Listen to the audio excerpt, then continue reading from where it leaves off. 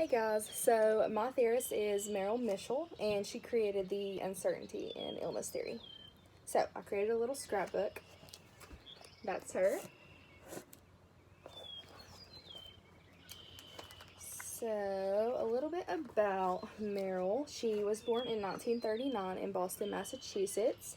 She has a Bachelor of Arts from Boston University. She received that in 1961. She received her master's in psychiatric nursing from UCLA in 1966.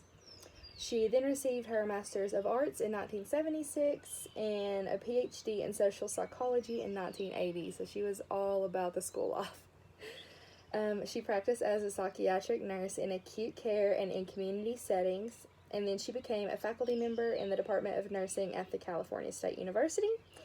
And after that, she practiced as a nurse therapist in private and community settings from 1973 to 1979. So she received several different awards throughout her career, and she is still a visiting scholar at institutions across North America, discussing, her theory. So, that's that one. So, the uncertainty illness theory. The purpose is to help measure the degree to which an individual is experiencing uncertainty during illness or an acute injury when the possibility of recurrence and extension exists.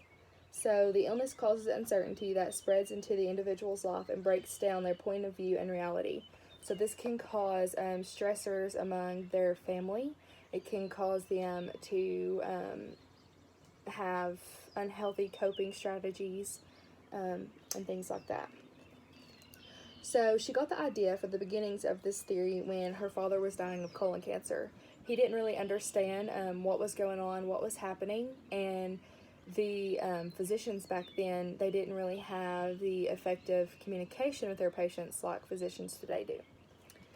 And this theory was published in 1988. So this is a little chart I found, and it breaks down the uncertainty in illness theory.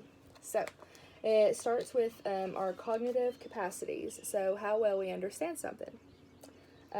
From there, you are going to have your stimuli. So that's the symptoms of the illness, the event familiarity, so how well they understand their illness, and the event itself, and the congruency. So from there, we can either go into the structure providers, so that's the credible authority, social support, and education. And then we go into the uncertainty. So this is where we're going to, how we perceive the illusion itself.